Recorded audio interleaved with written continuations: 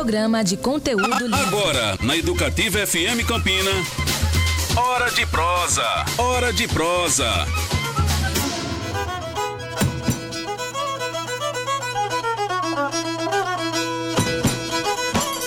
Alô Campina, sejam todos e todas muito bem-vindos, muito bem-vindas a mais um programa Hora de Prosa pela Educativa FM Campina. Eu sou Júlio César Rolim, estarei com vocês pela próxima hora, como sempre, com uma conversa muito agradável. Alô você mundo que está aí através daquela câmera nos olhando por todos os lugares, através da internet, da Rede Mundial de Computadores, na nossa página lá no YouTube, youtube.com/Educativa FM Campina. Sejam todos e todas bem-vindos. Carlos Drummond de Andrade disse que ir ao teatro é como ir à vida sem nos comprometer. Em outro aspecto, Frederico Fellini afirmou que o cinema é um modo divino de contar a vida. Nas duas frases, percebemos que a arte dramática, seja no palco ou na tela, representa a vida. E como tal, está repleta de verdade. Ora, essa é a premissa básica do ator: contar a verdade, mesmo que disfarçada de ficção. Os profissionais da atuação são pessoas que emprestam seu corpo e sua voz para outros seres. No esporte, existe o apito inicial, a luz que acende, o gongo que soa, enfim. Isso tudo para que o atleta inicie sua jornada. Na arte, não é diferente. Há também um momento do nervosismo, o minuto do "é agora". No teatro, esse instante acontece após o terceiro toque e a abertura das cortinas. No cinema, dá-se após o grito "ação". O ator se joga na fantasia para apresentar e demonstrar a realidade. A plateia participa da festa, faz parte do espetáculo, numa cumplicidade simbiótica. Hoje, pelas ondas do rádio, subiremos ao palco e entraremos na tela. Nosso programa se propõe, com toda a audácia que a arte permite, a brincar de contar a verdade, sob holofotes ou na lente de uma câmera. Nosso atrevimento é tamanho que talvez mostremos como nasce um cabra da peste, ou como enlouquecer um homem. Vamos trocar histórias por brincadeiras em tempo do tesouro, e só vamos parar quando o janeiro arretado chegar. Vamos convocar nossa turma, ora, uma agitada gangue, para brincar de roda, fazer uma ciranda, montar um pastoril profano. Certamente não haverá necessidade de contratar o pistoleiro de aluguel, porque com certeza não será hoje o dia que a morte bateu das botas. Iniciei essa abertura falando de teatro e cinema. O meu convidado convive com desenvoltura no palco e com a tela. Na verdade, ele vive no tablado e diante das câmeras. Ator, diretor, produtor, um homem da arte e, portanto, de verdade. Para ele, de um palhaço a um capiroto, a arte não tem limites. Neste Hora de Prosa, conversarei com Dengoso, com Atixim, com Filó, enfim, conversarei com muita gente numa pessoa só. O nosso papo é com Edilson Alves. Bem-vindo, companheiro. Eita, uma abertura dessa é de arrepiar, né? Bom dia, quer dizer, bom dia, boa tarde, boa noite, enfim, acho que o dia tem todos esses 3 horários. Muito obrigado, Júlio, eu estou assim, muito feliz de estar aqui, eu que agradeço. Eu acho que a gente dividir um pouco do que a gente tem para contar, seja no palco, seja no cinema, seja atrás de um microfone, né, vale a pena demais. Eu adoro compartilhar tudo que eu descobri, tudo que eu entendi de teatro, de cinema, de televisão, de vida, de derrotas e vitórias. Adoro compartilhar porque eu acho que termina se vindo de exemplos, de estímulo, enfim, de tudo isso, um pouquinho de tudo isso. Muito obrigado. É isso aí, então a nossa proposta é exatamente essa, nós vamos compartilhar. E como a gente disse, vamos compartilhar histórias, vamos compartilhar verdades e muitas mesmo que ficcionais, não tem problema. A gente vai contar a história aqui, vamos trocar com histórias por brincadeiras.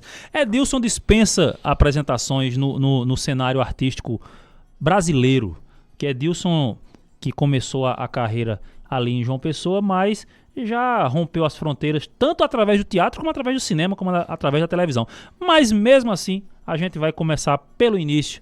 Edilson, como é que você começa a sua vida artística?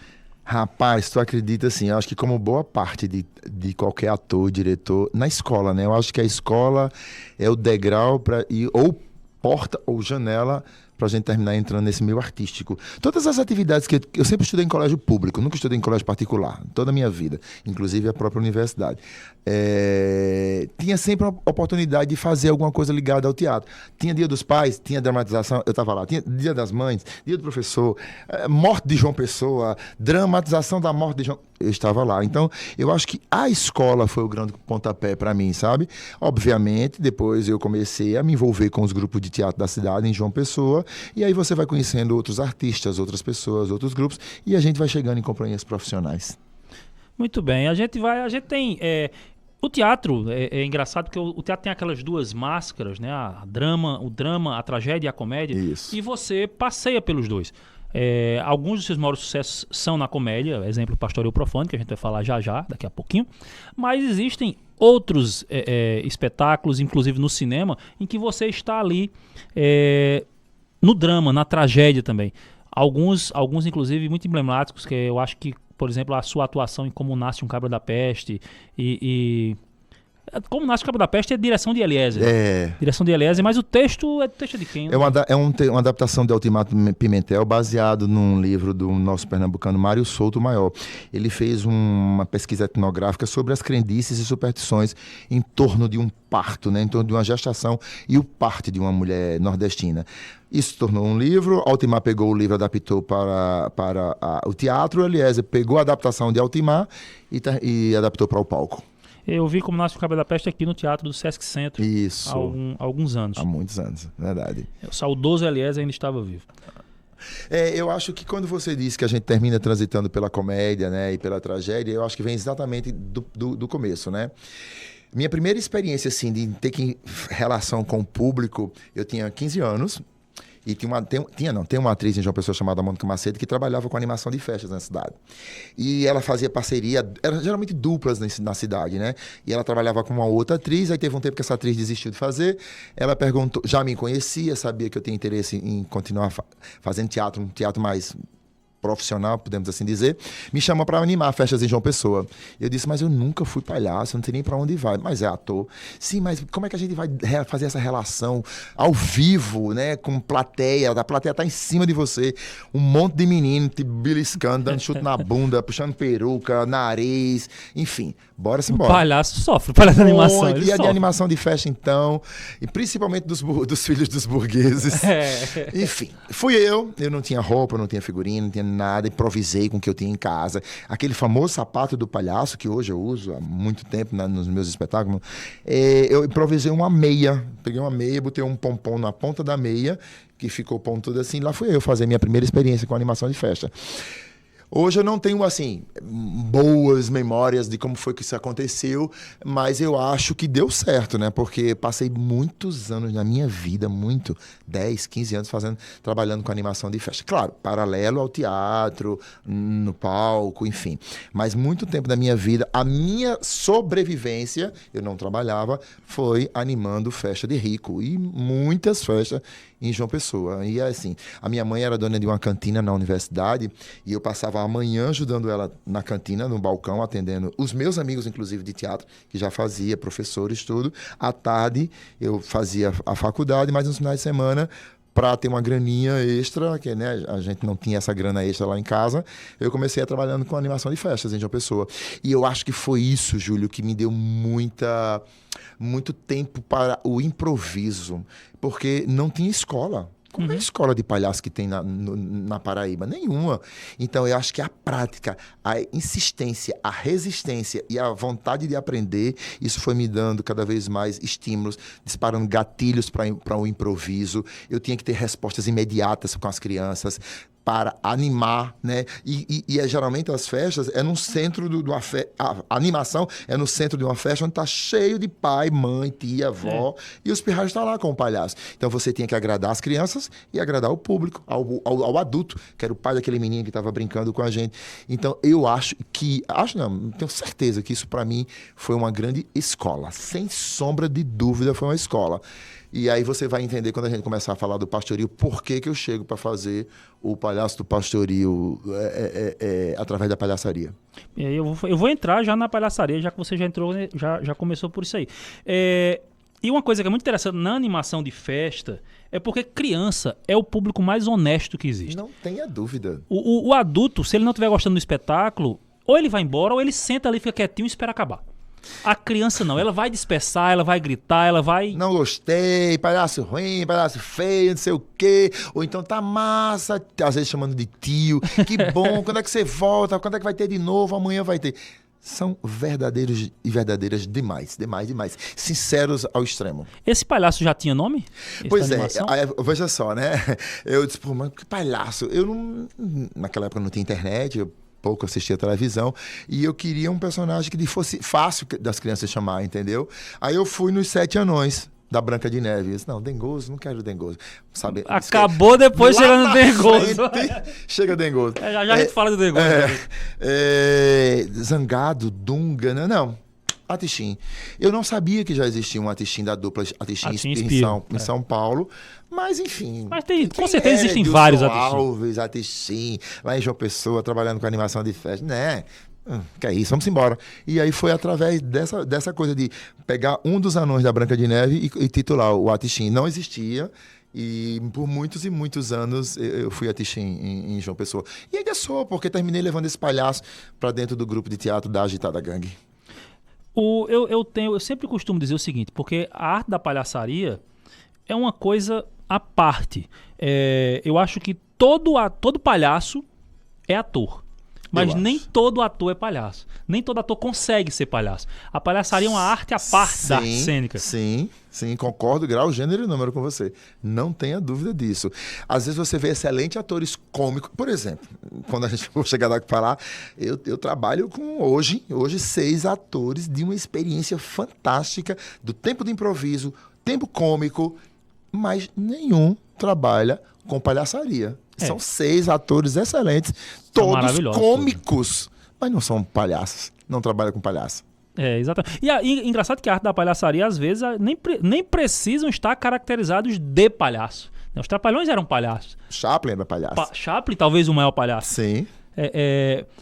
Então, Edilson, eu queria que você falasse exatamente sobre essa questão. O que é ser palhaço? Rapaz, eu até hoje não descobri. Eu até hoje, fazendo esses anos todos, não descobri. Eu só me jogo. A vida toda eu me joguei em tudo. Eu sempre assim, claro, eu sou um taurino, adoro pisar no chão, adoro saber onde é que eu estou pisando, mas quando eu me envolvo num projeto, eu me jogo, Júlio. Eu não sei, eu não fui, até hoje, eu não fiz uma escola, 1 ano, 2 anos de palhaçaria. Muitas vezes que aconteceu, chegou em João Pessoa, oficina de palhaçaria através dos eventos do SESC, da Secretaria de Cultura da cidade, do Estado, eu estava lá. Me envolvendo. Mas essas oficinas não eram especificamente de palhaço. Era oficina de ator, de comicidade. Claro, eu espertamente aproveitava aquilo dali para jogar dentro do meu trabalho de palhaço. Mas eu acho que palhaço, para mim, é se jogar, se entregar. Hoje, quando eu estou dando a oficina de teatro, eu digo para os meus atores, seja nas oficinas e seja nas montagens dos meus espetáculos, todos eles são cômicos. É a opção minha. É não ter medo do ridículo. Se joga. Não vem pra cá com medo, com não me toques, não me reles, que pra mim não vai render. Por quê? Eu vou estar de fora, eu vou estar vendo tudo. Se chegar ao extremo que não vai agradar, eu vou estar lá pra lapidar. Se tá muito pouco, eu vou estar lá pra exigir mais. Então, se joga, não tem medo do ridículo. Se vai ficar feio, porque hoje, né, com a chegada da internet aí, a Globo toda pescando toda hora as produções cinematográficas, as pessoas acham que fazer cinema e teatro e televisão tem que ser bonito. Tem que ser olho azul, alto, bonito, as mulheres aqueles... Não! Hoje, se você fizer um levantamento hoje, aí o cinema está pegando pessoas de biotipos comuns. Entendeu? Gente magro, gente feio, gente careca, gente bigodudo, gente barrigudo, sabe? Acabou-se essa história. Então, não tenham medo do ridículo. Seja no drama, na tragédia, na comédia. Eu digo isso direto. Bom, vamos continuar aqui no palhaço, mas já migrando um pouco. Como é, então, você surge o Atixim, animando festa animar festa infantil é um negócio. É peso, viu? Acho que eu fiz isso. É doutorado. Com certeza. Com certeza. Mas aí como é que surge Dengoso? Pois é, então, isso é os meus 15, 16, eu entro na universidade. E lá eu faço curso de licenciatura em Educação Artística, conheço outros colegas da cena e a gente junto dentro da universidade cria a Agitada Gangue, um grupo de teatro de atores e palhaços da Paraíba. Hoje a Agitada Gangue tem 34 anos, você viu o espetáculo Como Nasce um Cabra da Peste, com o surgimento do grupo de teatro Agitada Gangue, todos os nossos espetáculos eram voltados para o público infantil. Por quê? Porque todos os atores da Agitada Gangue faziam palhaçaria, trabalhava com animação de festa. Então a gente tinha uma relação muito próxima com as crianças. E aí montamos, Fernando Teixeira dirigiu a gente com Pequenino em Grande Areia, Eliezer dirigiu a gente com Pinóquio, depois Fernando dirigiu a gente com Escabum, depois Everaldo veio de novo, a gente fez uma remontagem do Pequenino em Grande Areia. Começamos a criar e adaptar textos nós mesmos, montamos cada palhaço no seu galho, apertem as calças que o palhaço sumiu, todos, porque era um grupo especificamente estudando palhaçaria. E estuda até hoje. O próprio Como Nasce um Cabra da Peste eram os nossos 3 palhaços, sem maquiagem de palhaço e sem figurino de palhaço, contando uma história dramática de doer, mas com muita comicidade, com muito humor. Então, paralelo a isso, achei pouco criar um grupo de teatro com esses outros atores. Antes do Dengoso, eu crio um outro grupo chamado para atender a Cagepa. A Cagepa, já sabendo que eu fazia teatro na cidade, queria montar um espetáculo sobre o uso racional da água. Me contrata e aí a gente monta um espetáculo Água Mole em Pedra Dura, tanto bate até que fura. Com isso a gente foi para várias... Inclusive viemos aqui para Campina Grande muitas vezes trazer para escolas públicas essa coisa de conscientizar mesmo a meninada para o uso racional da água, né? Não gastar muita água no banho, lavar prato com a torneira fechada, não lavar carro com a mangueira, pegar o balde, enfim. Isso foi uma experiência fantástica. Passamos 5 anos com esse projeto. Achando pouco isso, surge daí o grupo Arretado Produções Artísticas, mais uma vez voltado para o público infantil. Com isso, eu estava fazendo a Agitada Gangue, fazendo Arretado, mas trabalhando com animação de festa. E aí, um diretor do grupo Tenda, lá de João Pessoa, resolve montar o Pastoril Profano. E, com isso, já sabendo que eu trabalhava com palhaçaria, me propõe a fazer o palhaço Dengoso no Pastoril. Júlio, eu sabia que aquilo ali ia dar o que falar. Isso era nos anos 80. Eu sabia que ia dar um rebu na cidade de João Pessoa. Eram só atores, 16 atores, né? Fazendo papéis femininos. Isso há 30 anos atrás. O bullying gritando na cidade. A imprensa odiando aquilo dali. Porque como é que pode fazer homens fazendo papéis femininos? Como é que pode? Um escracho desse... Isso nos anos 80. Um escracho desse, pornografia... Entrou aqui, saiu aqui. Eu disse, eu aceito o convite para fazer o palhaço. Com uma observação. Desde que eu seja o produtor do espetáculo. Porque eu sabia que aquilo ali ia dar pano para manga. E tanto é que hoje esse ano está fazendo 30 anos e a gente está até hoje junto. E aí, Geraldo, ele faleceu esse ano, inclusive o criador do grupo, Grupo Tenda, convida essas pessoas, me chamam para fazer o palhaço. Eu aceito o convite, faço a produção. E que nome dá esse palhaço? Já foi ele que chegou para mim e disse, olha, eu acho que podia ser o Dengoso. Por quê? Em Recife tinha o Faceta, tinha o Véi Mangaba, são palhaços do pastoril. Recife, assim, é um auge dos pastoris lá. Só que lá as pastoras são mulheres mesmo, entendeu? E é o pastoril tradicional. Tradicional, também. Exatamente. Na Paraíba, tinha um único pastoril chamado... do velho... Chaveco é em Recife também. Não lembro agora, mas eram com prostitutas de verdade. Tanto é que a taioba, aquela bengalazinha que o meu palhaço usa no pastoril, foi dado pelo palhaço que fazia esse pastoril em Sapé. Ele era dono de uma rádio, inclusive, na época, e fazia o pastoril lá, o profano, só com prostitutas. Prostitutas mesmo. Prostitutas de verdade. De verdade. Eram atrizes fazendo papel de prostituta. Não. E ele queria resgatar isso. Beleza, conheceu, e a gente começa a fazer sucesso de uma pessoa. Ele vem assistir a gente, aí dá um tempo, as prostitutas não querem mais e tal. E ele me dá de presente essa taioba. Hoje, o pastoril está fazendo 30 anos. Quando a gente começou a fazer o pastoril, acho que 2, 3 anos depois, ele sabendo disso, ele veio só, tem um presente para lhe dar.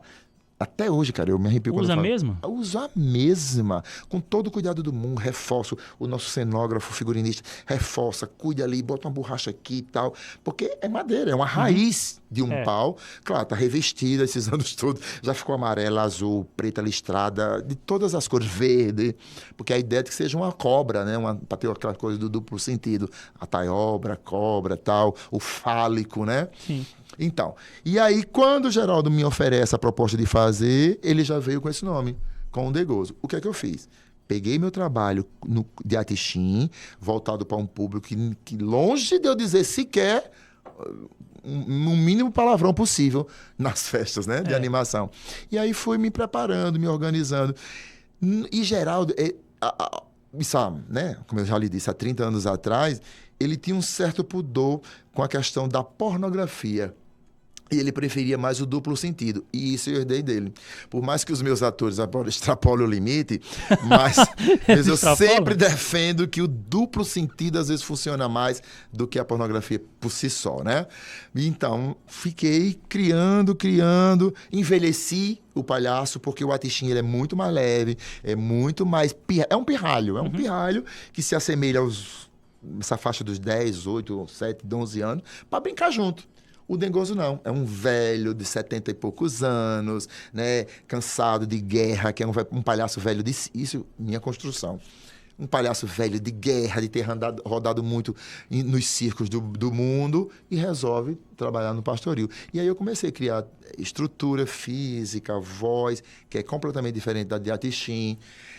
Maciel, um ator de João Pessoa, sempre diz assim, tu é o único ator que eu conheço nesse país que faz 2 palhaços completamente diferentes. Eu ia dizer isso, porque geralmente os atores, até quem faz a arte da palhaçaria, cria um palhaço e esse palhaço acompanha você a vida toda. Ele participa de espetáculos, não sei o quê, mas é o mesmo palhaço. Geralmente é assim. E Atixim e Dengoso são personas diferentes. Totalmente. Mas foi assim que o Dengoso chegou. E aí nasce o Pastoril Profano, e o Pastoril Profano nasceu como um espetáculo, né? Sim, somente um espetáculo. Sim, ficamos 3 anos com Geraldo Jorge no Grupo Tenda, estreamos no Teatro Lima Penante, como eu lhe disse, eu tinha certeza que aquele iria ser um tiro certeiro, ficamos 90 dias, assim, 90 dias que eu digo assim, 3 meses em cartaz, num único teatro. Aí, a partir dali, foi só temporadas. Passamos 3 anos e meio, Geraldo Jorge, nosso fundador e criador, desiste. Não quero mais, tô cansado. Realmente, na época eram 16 atores, cara. E mais 4 músicos. Eram 20 pessoas. Hoje isso é humanamente impossível acontecer. Ele desiste, aí eu chego e digo, Geraldo, eu queria continuar com a proposta. Eu acho que você pegar um folguedo popular, que é o pastoril, a lapinha, e transformar isso na cena, para mim é muito massa. Você me autoriza? Autorizo. Toquei, Geraldo sai de cena e eu entro como diretor. Você passa a ser diretor do espetáculo. Eu passo a ser diretor do espetáculo. Mas aí, nesse caso, eu já assumia como a minha visão de encenador. Beleza, fizemos. Isso, pastoril está fazendo 30 anos, uns 20 anos, 24 anos atrás, 25... Eu percebo que em janeiro, em João Pessoa, não tinha espetáculo de teatro. A cidade entupida de turistas, um verão gritando em João Pessoa. E não tinha os teatros fechados. Fechado. Espetáculo, nem em cartaz para esse povo. Esses turistas só querem praia, shopping, cinema. Ninguém quer teatro. Não, esse negócio tá errado. E aí me aventuro, faço uma proposta para a Fundação Espaço Cultural e crio num espetáculo, primeiro espetáculo do pastoril, temático. Eu pegava o pastoril, o folguedo, mas antes eu criava um primeiro ato. Sempre a gente acha, eu digo que o pastoril profano hoje tem 2 atos. O primeiro ato, que é a historinha, até chegar na parte cantada, dançada, que é propriamente o folguedo. E assim foi. Já fizemos como tema Tambaba, a praia de naturismo de João Pessoa, né? Fizeram o São João de Campina Grande. Fizemos o São João de Campina, fizemos da Bahia, fizemos do Rio de Janeiro, dos Estados Unidos, fizemos do circo, fizemos da fazenda, da escolinha, que foi o que apresentamos recentemente aqui em Campina. Enfim, eu acho que tem... Isso criava um mote para a primeira cena e depois a gente chegava na parte cantada. Deu certo? Eu acho que deu. Que até hoje está acontecendo. E aí o Pastoril... Vocês ficaram 3 anos com o mesmo espetáculo para depois resolver fazer essas questões de episódios? Sim. Sempre. Era chamado Pastoril Profano do Terceiro Mundo. Inclusive, nessa temporada que nós fizemos em Campina recentemente, a noite da estreia do festival, que a gente fez um festival em Campina, Festival Campina com Humor, a primeira noite foi o Pastoril Profano, que foi a escolinha profana. E há 30 anos atrás tinha um ator de Campina que trabalhava com a gente... estreou com a gente e ficou esses 3 anos com a gente, que é o Alexandre Fialho. Já esteve aqui com a gente, grande Alexandre Fialho. Um abraço para Alexandre. Ele era a dona Normélia, a dona do cabaré. Na época, Geraldo Jorge criou a história mesmo. O que era o Pastoril para Geraldo? Era que as prostitutas queriam dançar lapinha, que a lapinha é um pastoril religioso, queriam dançar lapinha e a igreja não permitia. Elas se revoltaram e criaram o pastoril profano. E a Normélia... Mas aí com o cordão encarnado e azul, borboleta, Diana, camponesa. E o Alexandre era a dona do cabaré. Exatamente dessas prostitutas que se revoltaram e faziam. Beleza. Aí quando surgiu a ideia da gente vir para Campina em outubro e novembro, aí a gente disse, rapaz, eu quero fazer uma homenagem a Alexandre. Criamos um texto...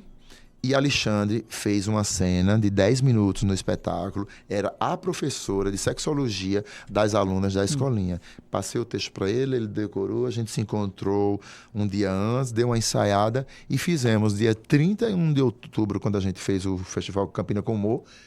Alexandre Fialho foi o homenageado da gente. Foi tão lindo, Júlio, ver o Teatro Severino Cabral aplaudindo Alexandre de pé.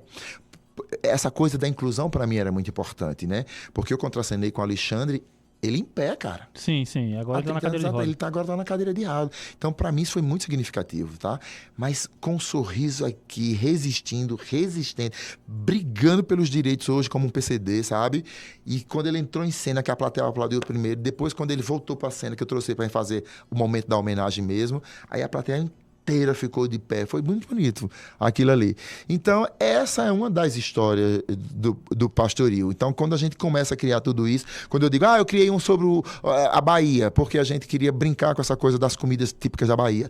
Eu criei a do Rio de Janeiro, porque acho que todo paraibano acha que o Rio de Janeiro é a salvação do mundo, vai ter que ganhar milhões de dinheiro, vou trabalhar maravilhosamente, vou ficar rico. Fizemos com relação aos Estados Unidos, porque eu queria dizer que todo brasileiro acha que ir para os Estados Unidos também era a salvação. Resolve a solução. Resolve tudo. Então a gente começou a brincar com temas. Na fazenda, a relação com os animais, entendeu? E de tudo foi muito positivo. Fazer Tambaba foi ótimo, porque a gente criou um figurino bem massa, todo mundo de macacão cor de pele, e a taja preta aqui, uma taja aqui. Quem via de longe achava que estava todo mundo nu, só com a taja. Foi muito massa, foi bem bacana. E ao longo desses 30 anos, quantos espetáculos diferentes já teve do Pastoril Profano? 30, um por ano. Um por ano, porque eu posso contar que com os 3 de Geraldo Jorge e intervalos aí, a gente já montou Como Enlouquecer o Homem, baseado no livro de Braulio Tavares, a gente já montou a Branca de Calvão e as 7 Nevinhas, baseado na obra de Cristóvão Tadeu, já falecido também. Enfim, agora mesmo, em Campina, a gente apresentou dentro do Festival Campina do Humor uma sátira a Cinderela. Então, a gente fez Cindy é ela. Então, desses 30 espetáculos, a gente tem 18 DVDs gravados. Me pergunte se eu tenho algum. Com certeza não tem nenhum. Agora, se você abrir a página aí de um vereador aqui de Campina, não sei se eu posso dizer o nome dele. Aí fica à vontade, é com você. Ele publicou, cara. Ele publicou aí. Se você abrir aí o YouTube, você vai ver. Nós não publicamos e ele publicou. Ele publicou... Milhões de visualizações do Pastoril Profano. Milhões. E a gente do espetáculo. E a gente não publicou. Quando acabar a entrevista, eu digo quem foi. Eu vi. Quando acabar a entrevista, mas eu vou dizer, foi fulano, você me confirma. Foi fulano sim, eu vi. Meninos, eu vi. Tinha uma novela, né, que tinha um... E assim, nunca chegou pra dizer, olha, vou publicar. Olha, Posso publicar? Posso publicar. Será que rola algum dinheiro? A gente nunca soube. Também não estou dizendo se ele também nunca ganhou algum dinheiro com isso, com a agência. Sim. Isso eu não posso dizer, porque eu não tenho como... Também nunca perguntei. Do mesmo jeito que a pessoa também nunca chegou para perguntar, posso publicar? Eu também nunca fui lá e disse, rapaz, tu publicou a nossa obra e sequer dissesse a gente isso. Mas acontece muito isso com a arte a invasão, né? De você... eu tô divulgando o trabalho. Eu tô divulgando. Me poupe. Eu tô divulgando. Tem aquela história que acontece muito em barzinho, o cara chama o cara pra tocar voz e violão e diz, olha, assim, ó, é uma parceria. Tu vai tocar e tá divulgando teu trabalho, né? Sim, mas e o cachê? Oi? E o cachê? Não tem.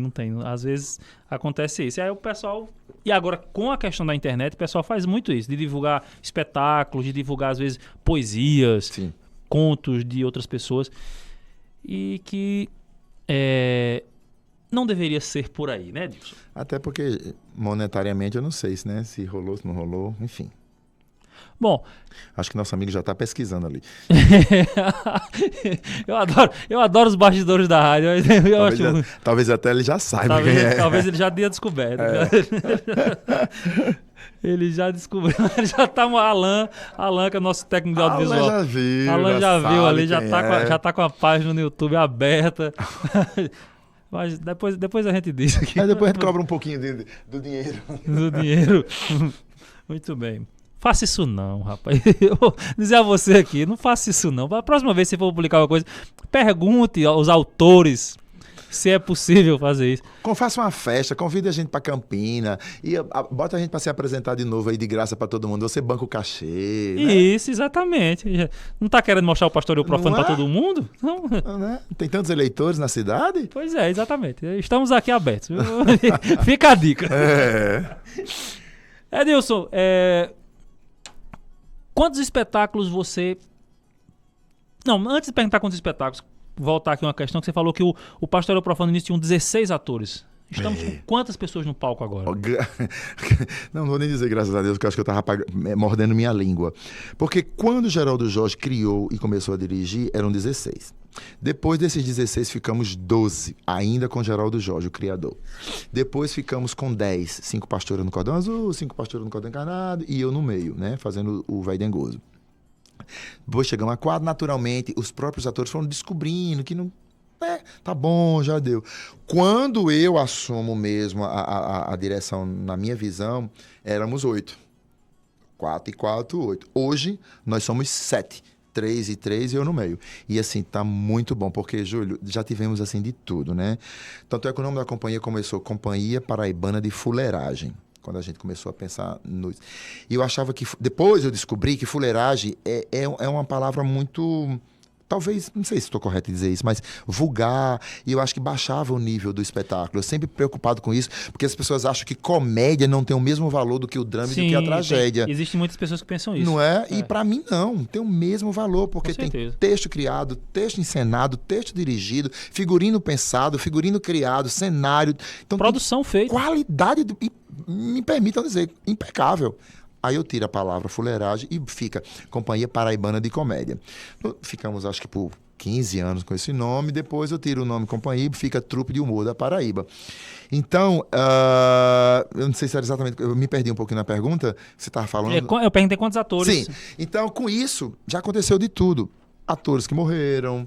Né, atores que entraram, passaram um tempo e depois saíram, atores que recentemente, há menos de 3 anos, eu fiz uma experiência, depois ele mesmo descobriu que não era a praia dele a comédia, saiu, e hoje nós somos 7, e mais um ator que é ator músico, aí se torna 8, e mais 2 técnicos, 10 pessoas. 10 pessoas viajando. Mais, além dos produtores, mais 2 produtores. Sim.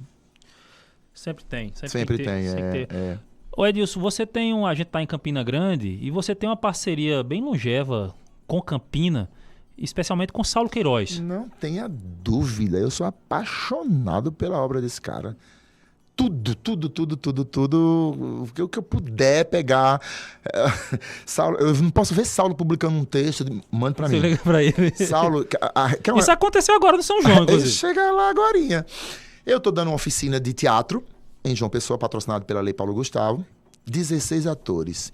E o resultado combinaria exatamente nos festejos juninos. Eu acho dor de cabeça para criar cena para ator. Criar alguma coisa para 16 pessoas. Quando eu vejo Saulo publicando Santa Festa, que é isso? Saulo, que texto é esse? Ele contou quando ele disse que era essa ideia de Santa Festa é muito boa. Dos santos. Meu amigo, eu disse, Saulo, pelo amor de Deus, deixa eu fazer como resultado final da oficina. Não vai ter cobrança de ingresso, a gente não vai virar isso um espetáculo comercial. Ele não pensou duas vezes. É muito generoso, pelo menos comigo ele é generoso demais. Não deu, outro dia estava no meu computador. Cara, quando eu vi a Santa Festa, impecável, impecável. Claro, eu não tinha atores para todos os alunos, eu não tinha personagem para todos os alunos, atores do curso. Claro, né? E Saulo já me conhecendo, criei um cão a mais, no texto ele só tinha um, eu criei um Beelzebub, eu criei um cachorro, eu botei mais uma santa na história, que não estava no texto dele, para eu poder distribuir para todo mundo. E foi fantástico. As Malditas, o nome do espetáculo dele, é o texto dele, Convite para a Morte, esse é o título do espetáculo. Saulo é tão generoso que quando eu disse, Saulo, posso ter um subtítulo do texto de Saulo Queiroz, Convite para a Morte, ficou O Dia em que a Morte Bateu das Botas. Finados, o texto de Finados dele, que eu também montei. O dia que Judas foi traído. Tudo, assim, eu sempre querendo dar um subtítulo para ele. Então eu já montei As Malditas, já montei Finados, já montei Convite para a Morte, já montei As Coroas. Para não dizer que eu montei agora Santa Festa também. Tô louco. Eu encontrei com ele agora e vou dizer aonde, com você já. Encontrei com ele agora recentemente aqui em São João do Cariri. Eu sei, eu vi a postagem. Foi uma seleção de uma seleção de elenco do telefilme. Rapaz, eu fui convidado à TV Cabo Branco, a TV Paraíba, né? Não fui com o Saulo por questão de agenda, inclusive. Mas a gente tá pensando na possibilidade de abrir o teste. Eu nem ia dizer isso, não sei nem se eu posso, se eu tenho autorização da produção para dizer isso. Em primeira mão, hein, pessoal? O filme vai ser rodado agora de 1 a 12 de dezembro aqui em São João do Cariri. Ele vai ser exibido em tela quente, nacionalmente, para todo o Brasil ver. E a ideia é que quanto mais atores paraibanos o filme tem, entendeu? Eu estou muito feliz porque o protagonista do filme é uma criança. Essa criança é meu sobrinho, um ator excelente. E, na verdade, o filme... Os protagonistas são 3 crianças, né? No elenco escolhido já está Fernando Teixeira, eu vou fazer uma pontinha, enfim, Márcio de Paula, a menina veio de Recife, e tem os personagens secundários, e foi isso que eu vim fazer aqui em São João. Catar na própria cidade pessoas que façam teatro, que façam qualquer tipo de arte, para ser figuração e ter personagens secundários. E rendeu muito, apareceram 70 pessoas, mas assim... 30 crianças, 40 adultos, e foi muito produtivo. Quando eu pedi a Saulo para Saulo publicar, Saulo, publica nas redes sociais aí, Saulo publicou, quando eu menos espero, Saulo chega lá também, acompanhando Valquíria e o filho dela para fazer os testes. Aí você aproveita, meu amigo, você vai fazer também, porque tinha um personagem para um locutor, né? Mas vai que a produção te escolhe, né? Já tá aqui, faz, rapaz. Já tá aqui, faz. Oxente. Foi só de motorista. Então existe essa possibilidade de reabrir, porque ainda estão procurando a mãe do menino, sabe? E outros personagens de menor. Talvez exista a possibilidade de abrir aqui em Campina. Não se preocupe não que você vai ser sabido. E vai avisar todo mundo também. Vai ficar sabendo já. Se rolar. Então foi isso. Eu estou apaixonado pelas obras de Saulo. Ele já tinha me mandado Hora Certa. Eu acho o texto Hora Certa aí é um drama. Mas aí Convite à Morte também era um drama. E As Malditas também era um drama. Eu transformei em uma comédia. Ele já tinha montado aqui com Valquíria e com Fatinha. Com comédia também. Quando eu vi, achei massa, quero montar, ele me autoriza. Nada. Você montou com quem As Malditas? Eu montei com... Foi o seguinte, montei com Genário Dunas e Gilson Azevedo. E aí Gilson falece, assim, morre e tal, suicida tal. Aquilo foi um caos pra gente. E a gente tava há uma semana de estrear o mais novo espetáculo do Pastorio Profano. Há uma semana. Ensaiamos tudo, 3 meses ensaiando. No domingo antes da estreia, ele se suicida, né? Então, foi um baque terrível. Tive que chamar o elenco de última hora, dizer, estreamos ou não estreamos? Estreamos, todo mundo, não, vamos estrear que Gilson quer.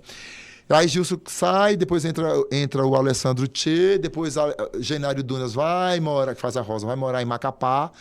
E aí a gente continua com o Sérgio Lucena, e aí ficou muito tempo. Mas já 5 atores da companhia já transitaram dentro das Malditas. Como eu também fui às Coroas, também só com o elenco da trupe. Tem uma frase sua dada numa entrevista que é: o prazer e o medo sempre caminharam comigo. Digo isso todos os dias. Me diz aí o que é isso. Eu não quero ter certeza de nada. Nada. Não quero ter certeza nunca de nada na minha vida. Porque eu acho que essa certeza ela vai chegar. Por exemplo, recentemente viemos para Campina fazer o festival Campina com Humor. Não tinha certeza se ia dar certo, não tinha certeza de nada. O medo tem que estar presente em mim. Eu tenho medo de entrar em cena toda hora. Eu não quero ter certeza se vai dar certo, mas também não quero ter certeza se vai dar errado. Então eu tenho medo sempre. Para mim, eu acho que o medo me deixa mais atento se o teatro vai cair um pedaço do teto do teatro, se um refletor vai queimar, se uma lâmpada vai pipocar. Isso, para mim, eu acho que me dá mais adrenalina. Eu acho que é baseado nisso que eu fico. E você sabe, né, Júlio? Você é ator também. Ator tem que estar em prontidão. O medo me deixa assim. Não quero ter a certeza de nada. O relaxamento pode atrapalhar. Eu ouvi Fernanda Montenegro dizer que fica nervosa todas as vezes que sobe no palco que vai gravar alguma coisa. Eu faço questão, se não vem, eu vou atrás desse nervosismo, porque não quero ter... tá tudo... Não tá. Pode ser que estrambele tudo e... Não quero não. Tem que ter esse nervosismo. E como é que você falou aí desse telefilme que vai ser exibido na Tela Quente, que foi até, teve uma outra produção paraibana exibida na Tela Quente. Não sei se foi esse ano ou foi ano passado. O Sertão vai virar mar. Foi desse ano. É o mesmo projeto, sabe, Júlio? A TV Paraíba... na verdade, a Rede Globo, abre um edital interno entre as afiliadas para que as afiliadas enviem projetos cinematográficos para exibir na sua rede, na sua Tela Quente. Pelo segundo ano, a TV Paraíba ganha. Né? A Cabo Branco mandou o projeto, a TV Cabo Branco lá em João Pessoa mandou o projeto, foi contemplado e agora a gente está em processo já de pré-produção mesmo, né? Ficamos esses dias aqui em São João do Cariri, já vendo set, locação, tá? E olha, gente, se alguém ouvir esse papo, São João do Cariri é linda demais. Sabe, parece que é uma cidade de bonequinha, que tá tudo no lugar. Sabe, o vermelho tá aqui, o azul tá aqui. A rua... Procure uma piola de cigarro na rua. Você não encontrou. Eu não encontrei. Agora, como eu sou assim, eu não sou da noite, eu não bebo, eu não fumo, eu sou do trabalho. É pacata ao extremo. Ao extremo. Você procura uma mosca para dizer, eita, passou uma mosca. Vamos ver, acompanhar amor. Não vi. Não tem todo mundo, ó, suas casinhas, a paz parece... Eu posso estar redondamente enganado. Eu passei 2 dias e meio lá. Eu posso estar redondamente enganado, mas todo mundo zen, todo mundo nas suas casinhas, sabe? Eu disse, não, isso não é aqui não. Isso não é aqui. Mas eu fiquei encantado com a cidade. Aí eu já estou pensando assim, imagina quando chegar todo mundo, elenco, equipe da rua. Soube até do nosso produtor local lá do filme, o Felipe, da Secretaria de Cultura de lá, que Cangaço Novo, temporada 2, a última cena de Cangaço Novo vai ser gravado lá. Vai ser um ônibus que vai cair na ponte lá de São João do Cariri, e a última cena do Cangaço vai ser lá. Eu disse, caramba, vão explodir um ônibus aqui. Que massa. Vai movimentar bastante. Vai mesmo.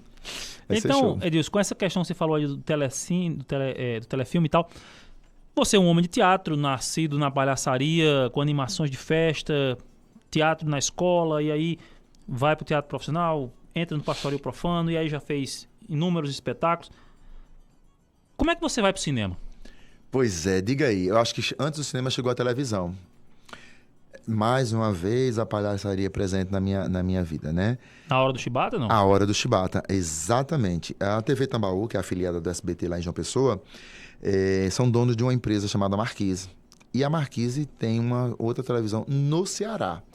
E lá no Ceará existia um programa de um bonequeiro, Augusto Bonequeiro, fazendo o maior sucesso lá. Ele é uma atriz de lá. E os donos da TV Tambaú convidam o Augusto Bonequeiro para fazer um programa semelhante desse em João Pessoa. Só que ele não podia trazer a atriz de Fortaleza para fazer com ele, porque não ia ter identificação, né? E ele disse, aceito, com uma condição, eu preciso de um ator local para que todo dia me situe na cidade, o que acontece, o social, o cultural. E aí a televisão, já sabendo que eu fazia teatro na cidade, o diretor de jornalismo me convida para bater um papo. E aí o superintendente da televisão me chama, pergunta se eu topava. Claro, não conhecia ainda o Augusto Bonequeiro. Uma semana depois marcamos um encontro e ele me apresenta o projeto. O projeto é isso, o boneco é seu Chibata, Salomão Chibata, é dono de uma mercearia, e você vai ser o ajudante dele na mercearia. E nesse balcão aqui a gente vai receber político, artista, médico, gari, os cambaus. E a gente vai dialogar. Um programa diário, 10 minutos, 10, 11 minutos. E mudou minha vida, cara, porque eu tinha muito medo, aquela história do medo de novo, né? Porque eu nunca tinha feito televisão. A minha vida toda é teatro, e você sabe que teatro tudo é over. Sim, e na televisão é tudo... É tudo pra dentro. Pequenininho. Seja o que Deus quiser. Até aí tudo bem. Vamos lá, a experiência vai me ajudar. Personagem. O personagem é esse. Quando eu li, eu disse, Jesus. O nome dele é Augusto. Augusto, esse personagem com características gay, um garoto de 17 anos, a sinopse do programa, né? O ajudante dele se chama Filó, é sobrinho de uma namorada dele, que ele era doido pra casar, mas ela disse que só era doido pra ter uma coisa mais, tipo assim, um romance, um love mesmo de relação sexual, mas ela disse que só ia pra cama com ele se casasse primeiro. E ele disse que só ia casar se rolasse isso primeiro. Então ficava aquela disputa. Um impasse. Aí ela disse, tudo bem, então arranja um emprego para meu sobrinho. Isso era o subtexto do, né? A personagem era, a Mônica Macedo era atriz, o nome dela era Dona Pureza. Então, o Filó é o sobrinho da namorada do Chibata. E um menino do interior, que nunca tinha vivido numa capital, com trejeitos afeminados, mas que não podia se declarar isso, né? Com medo de todo o bullying e tal. Construa isso. Eu disse, Augusto, pelo amor de Deus, deixa eu fazer um outro personagem. Eu já fazia um personagem agitado da gangue, que era um cafuçu, feio, horroroso, machista, careta. Aí ele disse, não, quem tem que ser o feio, o machista e o careta sou eu, o velho Chibata, o velho de Chibata. Você tem que ser exatamente o doce, o leve, o afeminado, pra gente... Não deu outra, cara. A experiência dele, né? Na época, quando eu estreiei na televisão, eu tinha 28 anos, Augusto já tinha 50. Então, ele já tinha bagagem suficiente para isso. Vá por mim. Você vai ver como você não vai mais nem andar dentro de João Pessoa. Dito e feito, cara. O programa pegou uma audiência fantástica dentro da cidade, né? Não passava em Campina, porque aqui já tinha uma outra afiliada do SBT, né? Então, as outras cidades, João Pessoa, onde pegava a TV Tambaú, foi muito massa, ao ponto de eu chegar em restaurante, não conseguir mais jantar, eu tinha que estar num lugar muito reservado. As pessoas começaram a se apaixonar por Filó e pelo programa, porque na verdade o programa era um programa de humor, 10 minutos, todos os dias, e dizia o que as pessoas gostariam de dizer. Seja falar mal de um político, seja falar de um buraco na rua, seja de uma escola que não tinha merenda, de tudo. A televisão dava liberdade para isso. A televisão dava liberdade para isso. Claro, os seus pudores ali e tal. O programa pegou uma audiência. Quem roteirizava? Era Augusto? Era Augusto. Eu ia, na verdade, porque todas as manhãs... Ele morava em Fortaleza, saía na segunda-feira de noite no ônibus Leito, chegava terça-feira de manhã em João Pessoa, 9 horas da manhã a gente se encontrava até meio-dia, roteirizando o programa. Naquela época tinha jornal, né? Então a gente tinha Jornal Correio, Jornal da Paraíba, Jornal União, e ele que ficava catando as informações, eu pontuava isso, pontuava aquilo, montávamos um roteiro mesmo. Quem é o entrevistado? É Júlio. A gente vai conversar com o Júlio sobre isso, isso, isso e isso. O resto, puro improviso. Ele era um mestre. Ela não é um mestre. Hoje está super doente, adquiriu mal de Parkinson, está sem poder trabalhar lá em Fortaleza. Mas é um mestre do improviso. Ele é ventríloco também, trabalhava com boneco e tal. Então, rendeu muito. 14 anos o programa passou no ar. 14 diariamente, com exceção do sábado e domingo. Então, isso para mim foi massa. Aí, como eu construí um personagem que eu nunca tinha feito sequer no teatro. Sequer no teatro. Vou nos Trapalhões. Eu sempre fui apaixonado pelos Trapalhões, mas tinha um personagem que me chamava a atenção. Era o Zacarias. Para mim, o melhor Trapalhão da trupe, mesmo com todo o know-how do Renato Aragão, era o Zacarias. E aí eu fui, rapaz, Zacarias. Aquele personagem, ninguém sabe o que é. É gay? Não é? Essa risadinha confunde. É criança, não é? É uma criança. É um PCD. Quem era Zacarias? Eu disse, perfeito. Vou beber nessa fonte. nessa fonte. E foi certeiro. Criei uma risada para Filó, criei um biotipo, um trejeito, que tem horas que é ou não é, e questionava-se muito isso. Tanto é que o próprio o boneco era um boneco ele manipulava com a mão ele abria e fechava a boca do boneco, e na outra ele ficava atendendo os telefones, né? Então, como um boneco a gente só tem 2 braços, uma mão do ator, do bonequeiro estava dentro da boca do boneco, e a outra mão era do telefone. Naturalmente sobrava um braço do boneco. Aí isso era pano para manga para o meu personagem, de brincar, de jogar o braço dele para trás, jogar o braço dele para frente. Então, claro, isso só 10 anos já faz que o programa acabou. 14 passou, então 24 anos atrás, gente poderia fazer isso. Eu não sei se hoje eu poderia fazer mais isso, essa coisa de brincar com um possível PCD, né? Porque ele assumia que o braço teve um AVC e tal, o boneco, né? Então não sei se eu sabia fazer isso, mas em compensação, se a gente tivesse a internet naquela época, bicho, esse programa era uma outra história. Era uma outra história. A gente não tinha internet, não sabia nem o que era isso. Existem episódios disponíveis, né? Sim, no YouTube. Tem. Mas aí você faz a Hora do Chibata, faz Filó e você chega no cinema. Chego. Vou Eliezer. Eliezer me chama. Com o Sonho de Nasci, não? Antes, né? Eu sou o servo. O primeiro curta de Eliezer, ele me chama para ser o diretor de elenco dele. Né, já trabalhando com ele como Cabo da Peste. E aí ele me chama para ser o diretor de elenco dele. E aí eu vou fazer seleção de elenco com ele. Vou ficar com ele aqui em Cabaceiras, no Lajeado de Pai Mateus. E tá, enfim, foi massa. E aí faço uma ponta. Aí depois sou convidado para... Depois vou fazer o Sonho de Nasci num longa maior. Tive a oportunidade... Júlio, é porque eu sou assim. Eu acho que no cinema parece que eu bato na trave e não faço gol. Fui Fale sobre isso. Fui convidado, passei no teste de Central do Brasil. Walter Salles vem para João Pessoa com seu assistente, conhece o elenco, volta, mas deixa o assistente Sérgio Machado para fazer os testes com os paraibanos. Eu sou um dos atores selecionados. Vou para o Rio de Janeiro gravar Central do Brasil. Bicho, isso...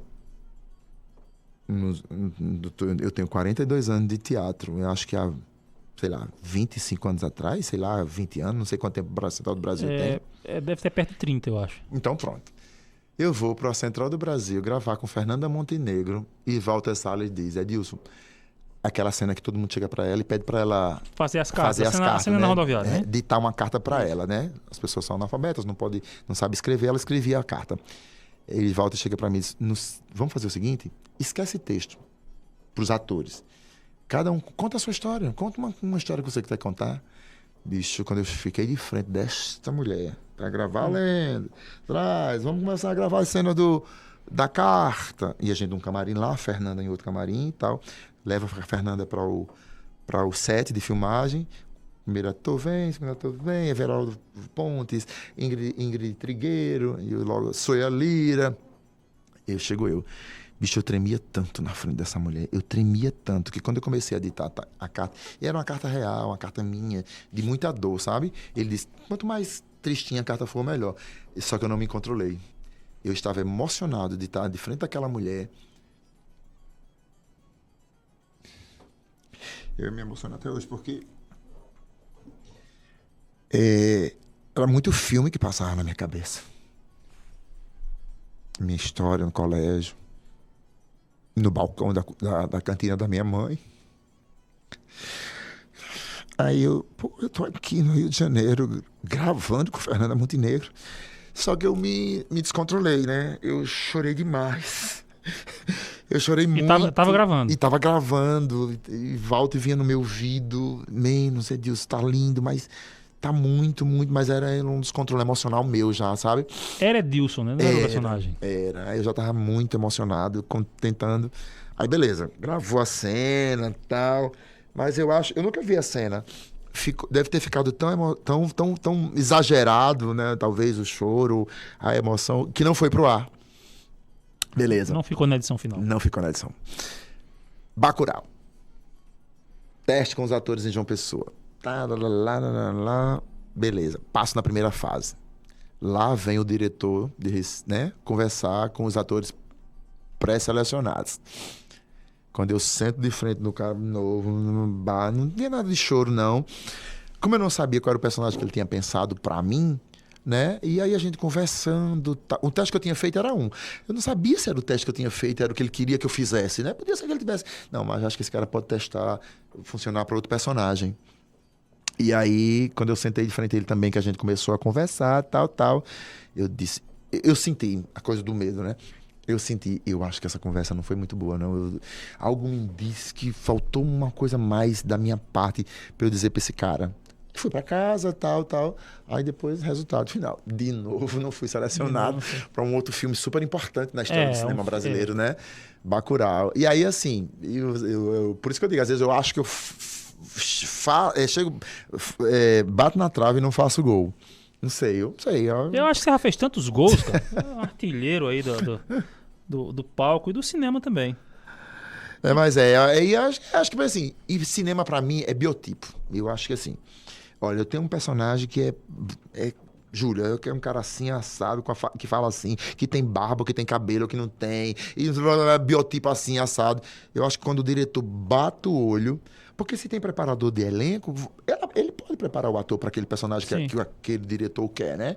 Então eu acho que quando bate, ninguém toma. O personagem é seu e vamos embora, precisa melhorar isso, aquilo, uma dicção, uma emoção. Mas tem tempo, né? O preparador de elenco tá aí para isso. Aí eu acho que é muito tipo mesmo. Talvez ainda não tenha batido um tipo. Sonho muito em fazer uma coisa maior e melhor e, como eu disse, me jogar mesmo, entendeu? Talvez um pouquinho mais de oportunidade, acho que a gente chega lá. Com certeza, chegaremos. Edilson, a gente está chegando ao final do nosso programa de hoje, nosso bate-papo, e a gente nem falou de tanta coisa que dava para falar. Mas eu vou fazer minha última pergunta para você, desta vez. A gente já fez uma outra entrevista lá no YouTube, no Instagram. No Instagram, na época da pandemia, a gente todo mundo fazia live, né? Eu fazia live também. Inclusive, este programa nasceu a partir da ideia daquele. Lá eu chamava de Meiota de Prosa, que é Hora de Prosa. Não dava pra botar o nome Meiota. Na Rádio Educativa. Na Rádio Educativa. Não dava. Mas, enfim. Edilson, quais são os projetos futuros agora? Já está acontecendo, que é esse filme. Eu vou fazer uma pontinha no filme. Eu vou fazer um delegado. É o Pistoleiro de Aluguel. O Pistoleiro é um curta, né? Que a gente acabou de gravar. Então é outro filme. Esse filme você está falando lá de São João do Caruaru. João de Cariri. Parece que os delegados me perseguem, que Deus o livre. Você falou delegado, é por isso que eu falei. Eles me chamaram para fazer um delegado, uma ceninha curta, pequenininha e tal, mas curti, vou fazer. A gente já começou o projeto novo para 2025 da Trupe de Humor. A gente já começou a ensaiar, estreia agora em janeiro de 2025. Pode dizer o nome do espetáculo, pastor? Mas não tem. Não tu tem acredita? Ainda não tem. A gente tá buscando. É em cima de uma botija de ouro. Adoro botija. A gente quer brincar Tô precisando encontrar um, inclusive. Tu e a nação brasileira todinha, né? A gente quer brincar com essa coisa do medo, do pânico, do terror, sabe? Brincar mesmo, no sentido de ir atrás de uma coisa que não existe. Uma botija. Na verdade, a botija não vai existir, até dando spoiler. É por uma outra questão. Existe um subtexto atrás disso. Temos o nosso Festival Janeiro Arretado de Teatro para Crianças, do nosso Grupo Arretado, que já acontece agora em janeiro. Né? Eu estou adaptando... O Festival Janeiro Arretado acontece em vários lugares de Vários lugares de uma pessoa, exatamente. Geralmente 4, 6 praças durante o mês de janeiro todo. Já fizemos em 8 praças, cada sábado e domingo de janeiro numa praça, né? Estou adaptando Pinóquio, para montar Pinóquio com um Pinóquio moderno, sabe? Um Pinóquio que vai ter celular, que vai correr o risco de ser assediado, sabe? Certo. Não vai querer estudar. O contexto da fábula, ele vai existir, de desrespeitar aos pais, entendeu? Para ter uma lição de moral aí também. Muito bem, senhoras e senhores, nós conversamos aqui com Edilson Alves, ator, diretor, encenador, produtor e uma figura absolutamente humana, como ele pôde nos mostrar e nos demonstrar aqui nessa entrevista. Rimos muito. Muito. Ele chorou um pouco e isso é importante. É por isso que eu estou dizendo que uma figura que nos mostrou extremamente humano pra gente. Edilson, muito obrigado mais uma vez. Eu que agradeço, um papo maravilhoso desse, como eu disse no começo da nossa história, né? Compartilhar, eu adoro isso, eu acho que, né, desperta outras possibilidades nas pessoas. Será que eu também não posso fazer teatro na minha escola? Né? Se ele começou fazendo teatro na escola, então eu quero fazer teatro na escola também. Se ele começou fazendo animação de festa, será que eu não posso começar a pesquisar como é que trabalha a animação de festa na minha casa, na minha cidade, com meus amigos?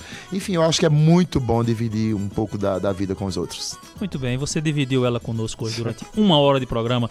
Público ouvinte, público do YouTube, público da Educativa FM Campina, o meu muito obrigado. Eu sou o Júlio César Rolim, este é o programa Hora de Prosa, com produção de Clébio Melo, transmissão pelo YouTube de Alan Leonardo Félix, transmissão pela rádio de JP Araújo e Railson Lopes, assistência de produção Juliana Vasconcelos, Maria Eduarda Batista e Marília Duarte. Muito obrigado e até a semana que vem.